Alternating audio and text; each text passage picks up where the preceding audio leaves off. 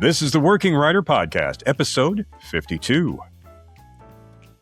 Hey, just in case you wandered into someplace you don't know where you are, this is the Working Writer Podcast. I am your humble host, as always, Brad Staggs, along with my sidekick, or the guy who actually makes this thing work because he knows what buttons to push, producer Dave Bennell. How you doing this week, Dave? Trying to push all the right buttons. Well, let me know when you start doing that, because all of a sudden, if I start going, then we'll know there's some wrong button out there somewhere. Luckily, we'll just animate you with AI and it'll look completely natural. I've never looked natural in my life, so it has to be AI. It has to. Hey, I was doing I had I don't want to say an idea, but it was an interesting day today because I had to go for about 4 hours to get my car fixed. Long story, just electrical problems in the car. But I realized when I knew I was going to be there for a while, and I actually took my writing notebook with me because I knew I'd have plenty of opportunity to just sit there and just write when I was there. So I just wanted to say, especially for anybody who's really starting their writing journey, get a notebook, keep it with you, have it someplace where you can write. When you've got to go someplace, do you take something with you to just jot down your ideas? A lot of my time I'm driving, and it's usually when I come up with my best ideas. So I usually record. I'll use like Google Docs on my phone and record as I'm going. So I'll just like talk to it. And you can do that if you have good signal. You can do that pretty easily, or you can actually open up ChatGPT and be like, "Hey, I need you to dictate this," and it'll do it all for you, which is nice. But I think the core of this is, if you're going to write, you have to have a way at all times to have something with you to keep writing, because those ideas, like Dave said, it comes to him when he's driving. When I'm bored, when I'm just somewhere, all of a sudden an idea will come up. I have to have a way to write that down. Keep whatever you can with you, whether it's your phone, whether it's a scratch pad of paper, no matter what it is, keep something with you so you can write whenever you need to without having to worry about, oh my gosh, it has to stay in my head until I get home and I can put that down on paper. Talk about people who keep ideas going at all times. Our guest today, Anthony Jensen. I've known him for a while, and he always has ideas. He has irons in the fire. He is one of LA's hardest working actors. I can tell you that. And he's a producer, and he always is talking to writers and trying to get good ideas out there. So tell you what, why don't we just go ahead and talk to him right now. I met our guest today on the set of the Asylum mega motion picture. Who knows? There may have been a Megan in it too, but it was a mega motion picture we did called Planet Quake. You remember that one, don't you? I remember it well.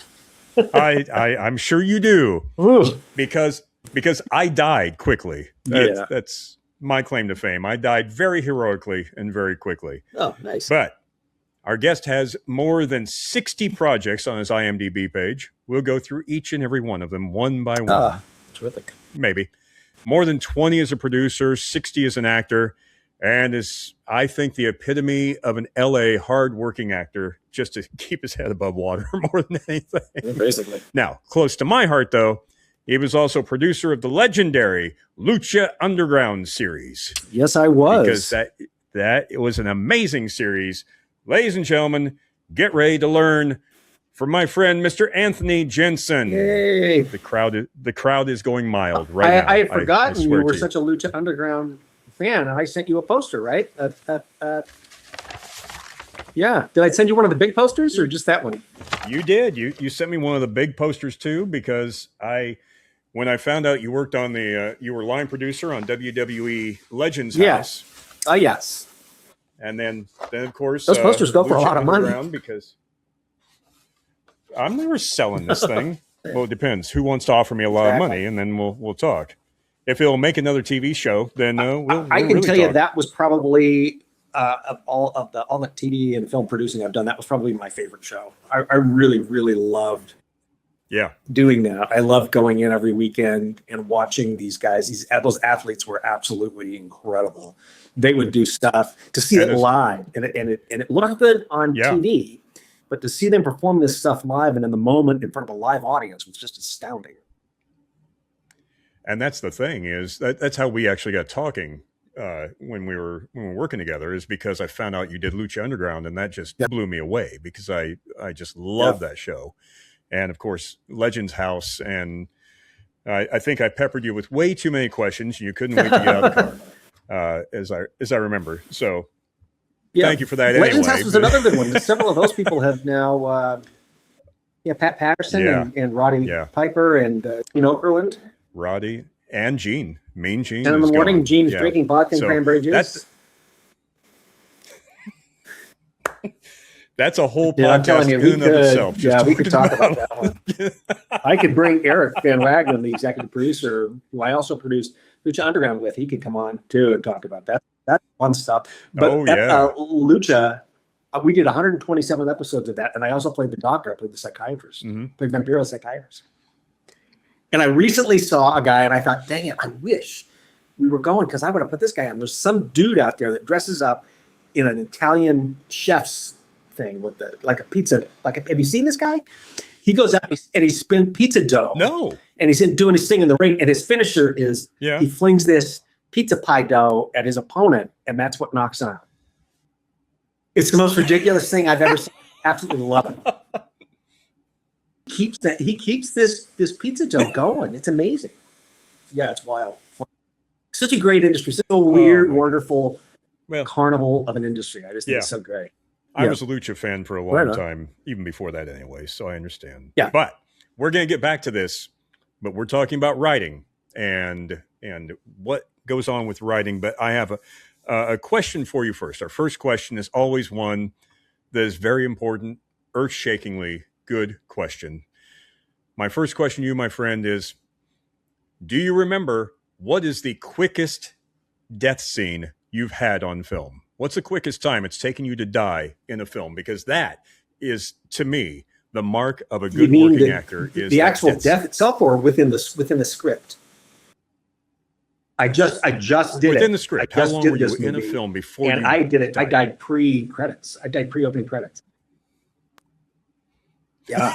The movie's called Housemaid, and I dive into a swimming pool, swim across the pool, and there's this robot housemaid there, and we have an exchange, and then she electrocutes me in the pool, and then it cuts to the credits. It's called it's on the cold open, basically.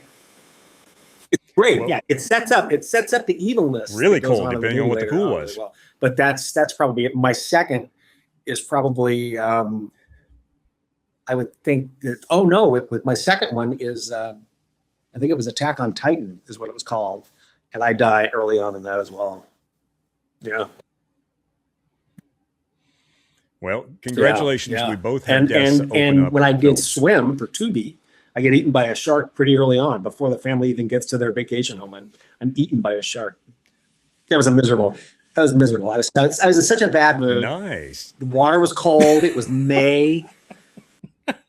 And I had just received my first COVID shot after being on a grueling sheet for like 2 weeks prior to that. Ooh. So I was really tired. I had one day off, and I went in and got my shot.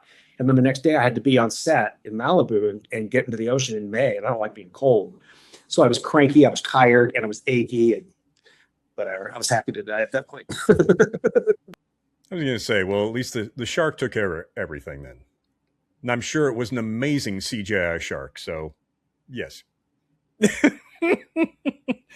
So, my friend, I'm so happy that you're here, because you are a wealth of knowledge, and especially on this subject, because as a working actor, you see a lot of scripts come across your desk.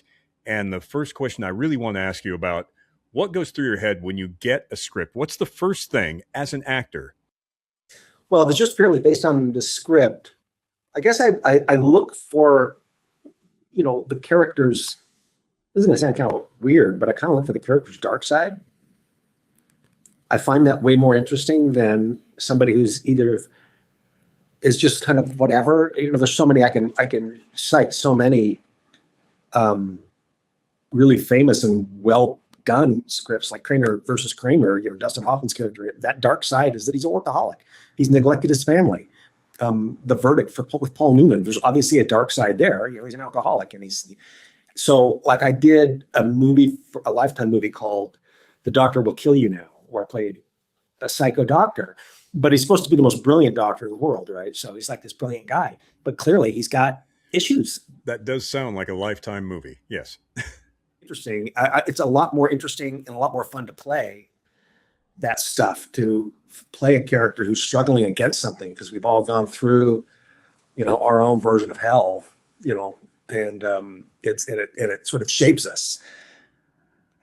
So I think it's interesting to sort of delve into that, and expose that, experience it, the layers, the textures of all that. Mm-hmm. And some stuff I won't do. Like there was a script a couple of months ago where my character in the opening sequence hires a young black kid to take a crap on his chest. I know, right? And his wife walks in, and the whole thing is sort of farcical comedy. It's supposed to be. But I was like, that's not, and they're like, well, we're not going to show it. It's going to be suggested. You're going to know what's going on. Like, I just don't need that. I don't need somebody who goes down that kind of road. I'm not interested in playing that kind of character that goes down a road like that. No. So.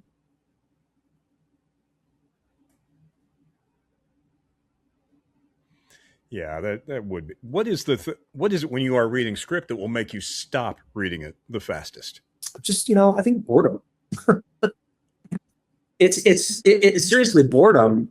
I did read one a couple of years ago that was written by somebody we both know.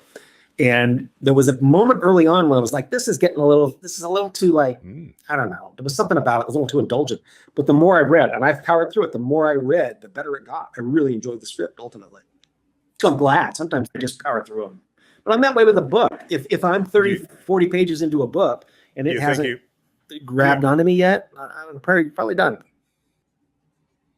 Do you think he was just trying to lay out all the character stuff first and then get into everything later instead of spreading it out evenly? All the exposition, establishing the way the character is. It could be, but that didn't really show up later. What I was seeing in that exposition didn't really show up later. Oh, if that makes sense. Yeah, it does. It does. How much do you like to have a lot of freedom when you're acting over that script and your character in there to tweak it a little, or do you try to stick to the script? It just kind of depends on the environment. No, I like being able to improvise stuff, and I like being able to be a little more creative. I think it's a collection, it's a collective. Obviously, there's some shows you don't have the luxury of doing that. If you're doing a soap, you have to stick right to the script. Right. If you're doing a procedural drama, you have to stick with the script. But the great thing about features, a lot of times, is you can do that kind of stuff. You can fudge things along, and some of the best moments are created out of an actor's improv or an actor's creative input.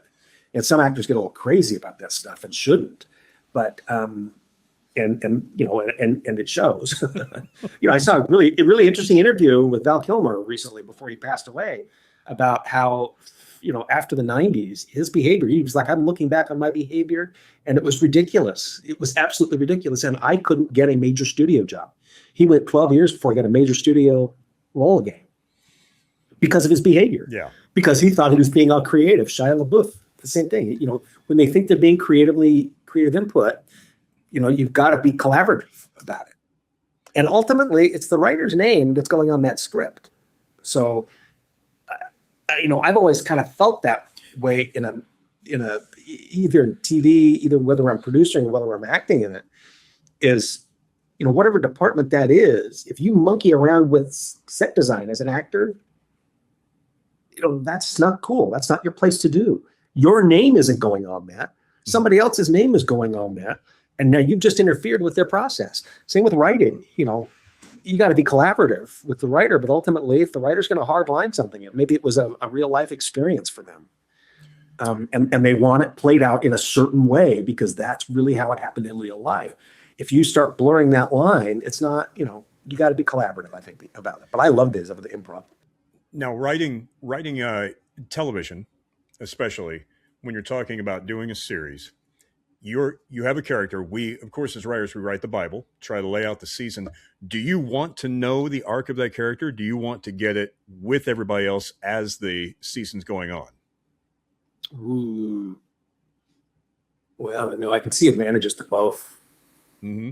Because if I know, let's just take Breaking Bad, for instance.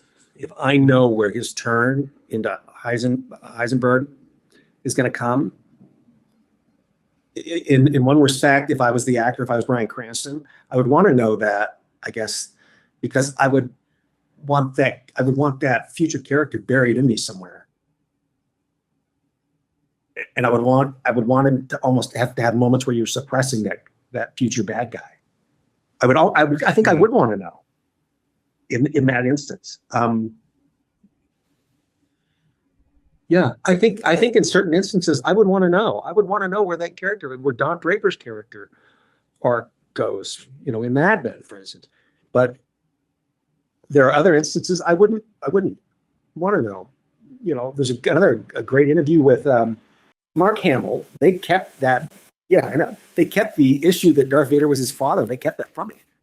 Right. And so, when he finally finds out, it's like, holy crap. And there are several instances where the cast didn't know what the finale was. I like that idea. Mm-hmm. I like the element of surprise in that. But as far as a character arc goes, some of these guys go through their eventual evilness or their eventual salvation for a reason. It's buried in their character somewhere. And I would personally like to know it. I would like to be able to work on that nugget and maybe give little Easter eggs or not. I don't know, but if it was appropriate. I think that's a good point for beginning writers getting into television writing, is that some actors, I know there are actors who don't want to know where their character is going. They want to find out with the audience and be surprised. And like you said, with yourself and with some characters, you'd want to know so you're ready for that later. But for beginning writers, the writer has to know where that character is going. They have to lay out for the season, for 5 seasons, whatever. They have to know as they're writing where it's going. Just in vague terms, even just what's the end point for that character. It may take longer. It may take a shorter time than they were planning, but you still have to have that planned out, or else you'll be dead in the water. Now, you've done a lot of producing as well, and we'll really get into a few of those, but is your thought process on a script different when you're reading it as a producer than as an actor? As a producer, I'm reading it technically, and I'm, you only get so much money. So you got to make sure you can, and writers shouldn't, and because I don't think a writer should be restricted to say, hey, you got to keep this written, you got to keep this within a X amount of money. Just write the script and let me come back and say, we can't really afford to do this part. So what's our workaround? So yeah, I look at it completely different as a producer. In that I want to be able to deliver every element of the story if I can. And if I can't, I want to tackle that early on. Let's figure out some other way to convey this message or this emotion or convey this scene, because we can't afford to do it like this. Hey, $20 is $20. Boy, I'm telling you, some of those, some of them that I've done, those budgets were like, when we first started doing them, they were good, but I kept thinking, man, we could make these better. We could do these better.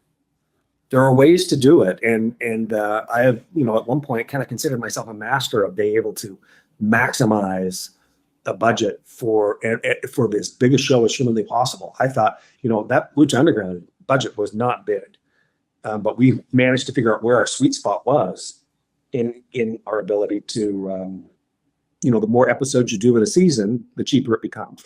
Overall season's more expensive, but the per episode is less expensive.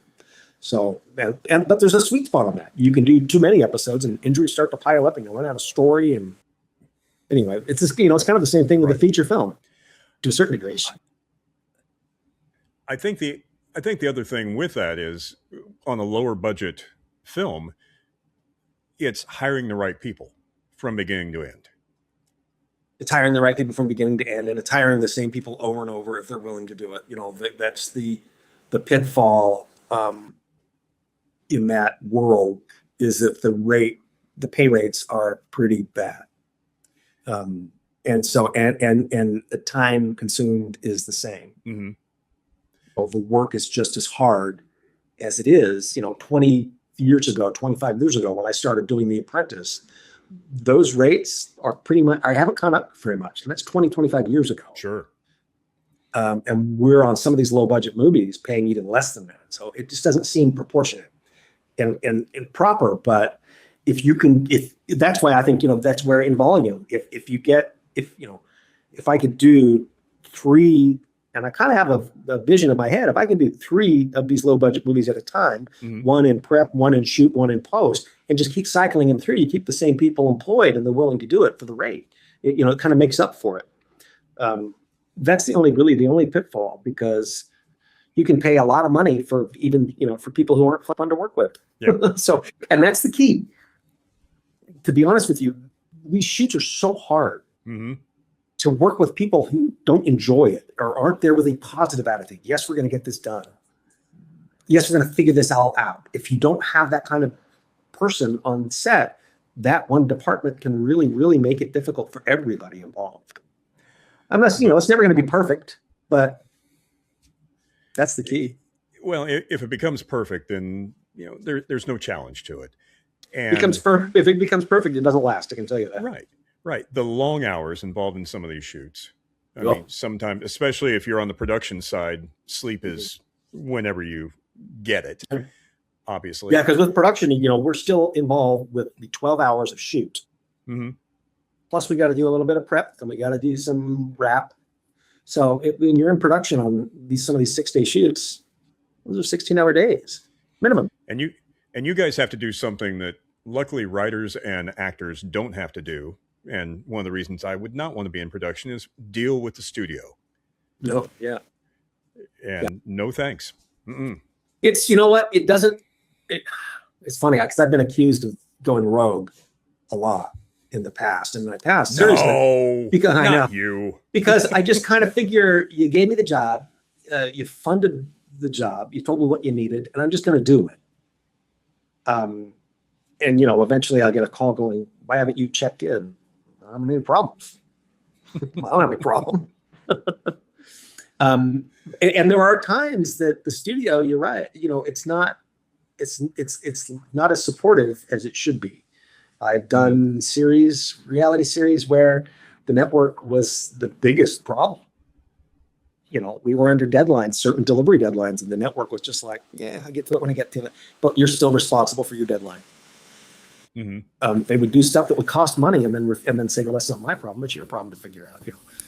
I know it's brutal. It's brutal. It really does make a huge difference. I've worked with some network executives that are an absolute dream to work with and are completely and totally supportive. Mar Vista was one of them. I really enjoyed working with Mar Vista. Mm-hmm. And I really enjoy working with the Asylum. I think those guys are great. I owe them a lot, to be honest with you. When you get a script and it's going to be used for a lower budget film, we're not going to say micro budget, we're not going to say no budget, because it's not that, right. Obviously. But a lower budget film, do you let the script writer know if they're not involved on the set at that time? Because many times they are. But if they're not involved on the set, do you let them know that there will be things that have to be changed in their script? Only if there are things that have to be changed, yeah. Because they're the ones that should change it ultimately. Yeah. If there are things that just can't be done, absolutely reach out to the writer, assuming the writer's available. If it's a network thing, I would go through the network or the main production entity first and say, we can't do this. We need the writer to rewrite it, because ultimately the writer's going to have to get paid for a rewrite.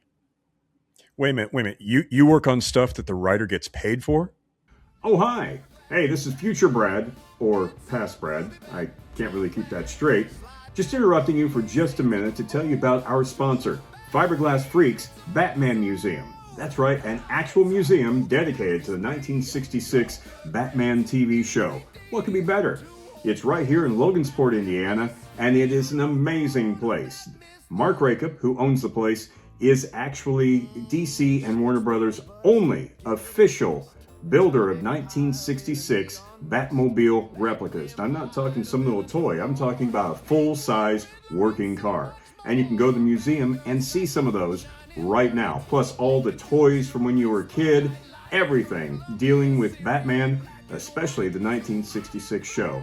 Go on in there, and if you go in there and tell them that the Working Writer Podcast sent you, you get $2 off your admission right now. So go in. You have no excuse not to go. So let's go back to the show. I'm sure it's more interesting than I am. So watch the podcast and then get to writing. Now, on your producer side, and this absolutely fascinates me, especially for our beginning writers out there who are trying to learn the craft, get everything in. What, as a producer, what are your top 3 tips for beginning writers when they're trying to get something in front of a producer that will make it pop for that producer from a script? This is funny.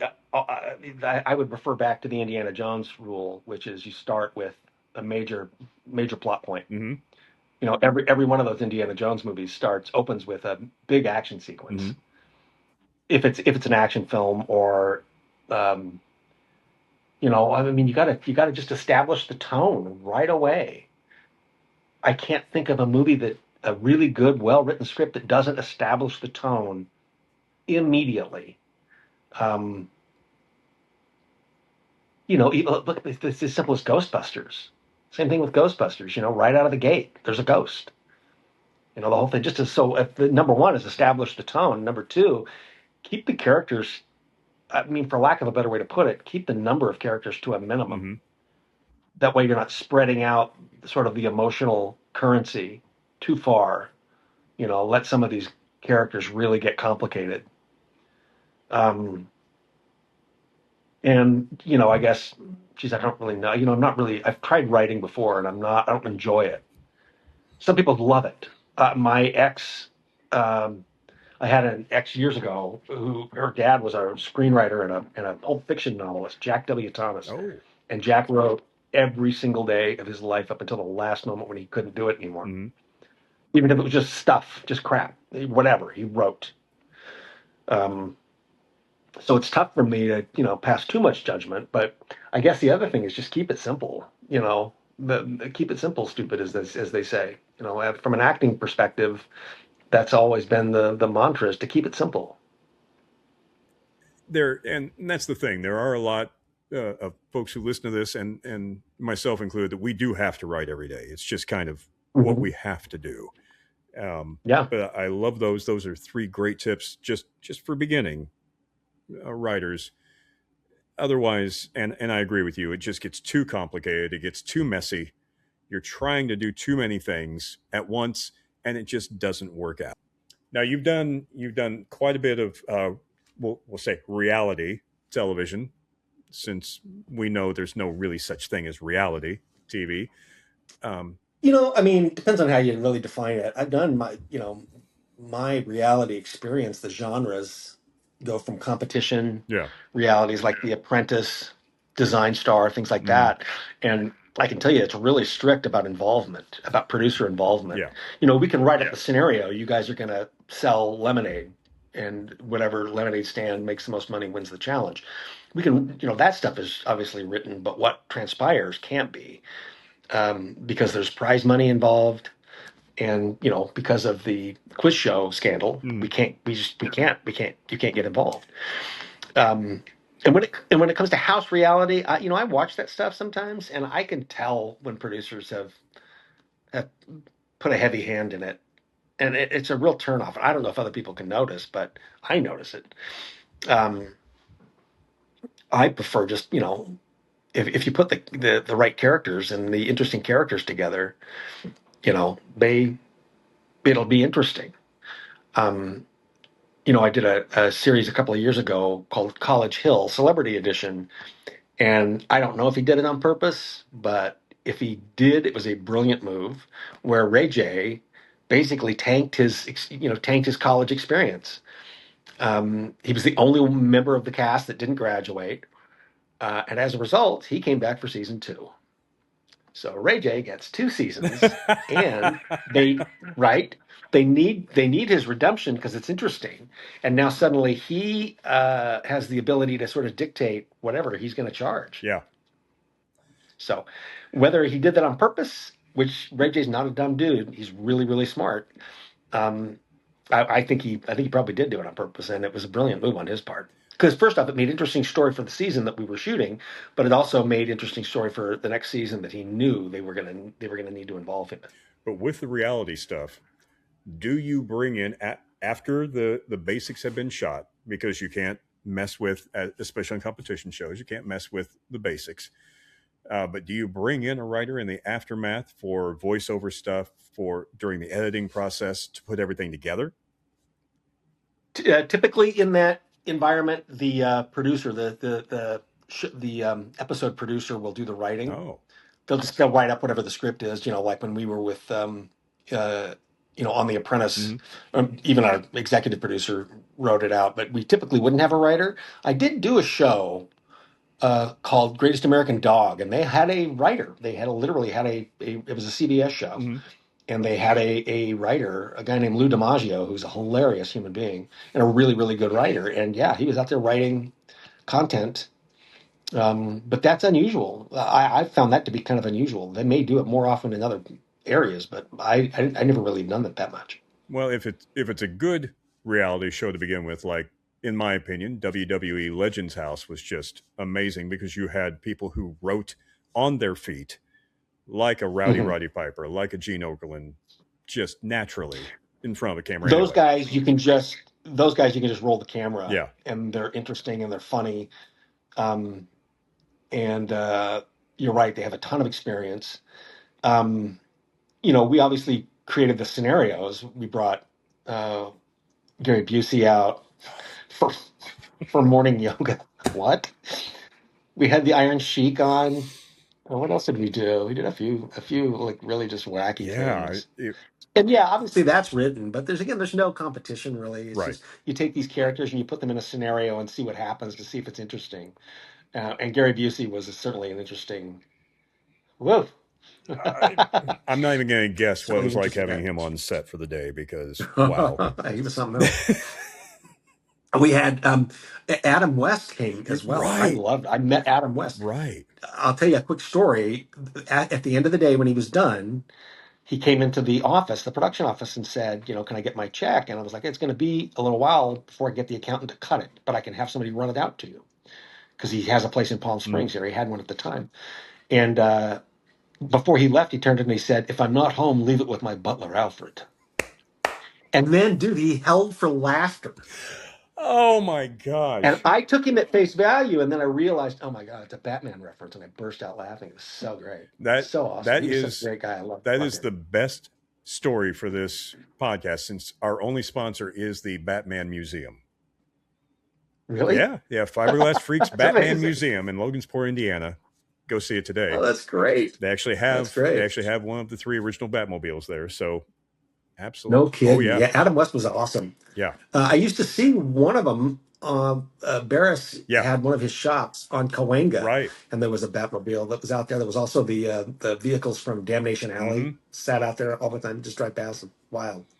And just think, you just drove right past them at that time. I know, right? An interesting question for me, especially with you working all the time and in various forms in the industry. What do you see as the future of the industry at this point from where you are? Wow. Are writers still going to be needed in the future, or is AI going to take over this? I think so. You can't good writers, ChatGPT isn't going to take care of all of it. AI isn't going to take care of all of this. There's no way. You're just not going to get the real human elements naturally from AI. Robert Town, Patty Chayefsky, those writers, Steve Zalian, great writer. Those writers are necessary. You have to have them. because they're going to come up with the X factor. They're going to come up with that shock thing, that thing that ChatGPT just isn't going to think of, because they have free will and they have free thinking. So I don't see how writers are going to go away at all. I really don't see how actors are going to go away at all, because ultimately, they're like, oh, you can AI an actor now, and he can have every emotion. There is an element to this that the human brain does understand what they're looking at, whether consciously or subconsciously. And so, for instance, one of the reasons when you would go to a movie theater and see a movie on film instead of a dark theater, it had a much deeper emotional impact on the viewer than watching it on TV. Same movie, you're in the comfort of your own home, but the TV is made up of a bunch of little tiny dots to create those images, whereas film is the actual image. Mm-hmm. And your brain subconsciously realizes that it is assembling those little dots to create this image versus seeing the image in real time. It's just a deeper impact. And I don't think an AI actor is going to be able to create that kind of emotional impact. I think that's absolutely true. Now, do you see the future as being more of the online type of content, or do you think there's still a place for a mid-range movie to hit a movie theater? I think we're getting back to the mid-range movie to hit a movie theater, Mm-hmm. and it's probably going to come around by either contract or decree or some sort of law that says, that was back in the day when a movie would be. I don't know if you know this, but I worked for Man Theaters for 7 years when I first moved to Los Angeles. So I was an exhibitor, Mm-hmm. right, in LA, and some great movie houses. The Alex Theater in Glendale, which was a 2,000 seat single screen auditorium, beautiful theater from the 20s. And those were big experiences. It was a big deal, and it would take a good year before you could see the movie. It would go through its first run, then it would go through its second run, and then it would be off for a little while, Mm-hmm. and then it would go into pay-per-view, and then it would go onto HBO. Right. And it would take a good year before you could see it like that. And now, because they had minimums, they had absolute minimums. Yes. And they took those away, and I think it was during COVID they took those minimums away, Mm-hmm. because people weren't going to movie theaters, and they wanted to be able to just to see a first run movie, and studios need to recoup their money. So during COVID that happened, and I think we're going to go back to the big screen experience for a lot of movies. Movies like F1, I think you got to see that on a big screen. Not that a lot of people have big screens in there. I have a 12-foot theater screen in my backyard. But there's nothing like seeing it in IMAX and seeing it with a group of strangers, with people. It's a communal experience, and I think we will get back to that communal experience. So it has been amazing to talk to you. What if you could say one thing to the beginning writers who are listening right now to give them some motivation? What would that be? Keep writing. Write always. And another really interesting element to writing, that I never expected when I was younger, and I think it was when Kevin Costner did Dances with Wolves. They wrote the script, they had everything all set up, and it was either he or somebody said, write the book. That way you can say it's based on a book and it'll sell faster. So if you want to write, write the screenplays, write the scripts, write the dialogue. That's great. Write a book that really details out it doesn't have to be a long book, but boy, that sure details out the intentions and the scene and everything, But keep writing. If you love it, write. And don't write for anybody. Write for yourself. Or you'll start to overthink it. You'll start to think, oh, I hope they, what if they don't like it, or what? Doesn't matter. Write the stuff you find interesting and then rewrite it. So there you go. That's why I wanted to have you on. That was fantastic. Hey, tell the folks where they can find you online. Well, my main thing is Instagram, and my handle is just at Tony Jensen, Jensen. And that's pretty much it. I just do that one. I've had websites and stuff, and I just think, I don't know that having a website does anything anymore. But Instagram is my main vice, and I post a lot of crap on that. And go to IMDb and look up everything he's done and watch everything he's done, because it's a never-ending list. Yep. So anyway, that's it. Well, thanks, Brad, for having me on. It was great to see you. Great talking to you. Thank you, and we will see you very soon, I promise. It's like I always say, you have to write, you have to keep writing, you have to get your basics down pat, and you really have to do your research, but you just need to write and keep writing no matter what. I mean, that's what that came down to. Yeah, it was quite a conversation, and I just the amount of knowledge and just variety of things he's worked on is so cool. Like anything from like high budget TV shows to low budget, asylum films, which they all have a place in our heart. I'll be honest. Like if I got called from asylum, like, can you come help film this? I'm like, I'm there. I'm on the way. Like this is going to be a blast. Oh, I still would to this day, and I've done 2 of them. I would love to work that again. And of course, Lucha Underground. That's right. The man was the producer of the amazing Lucha Underground. If you haven't seen that, folks, just go watch it.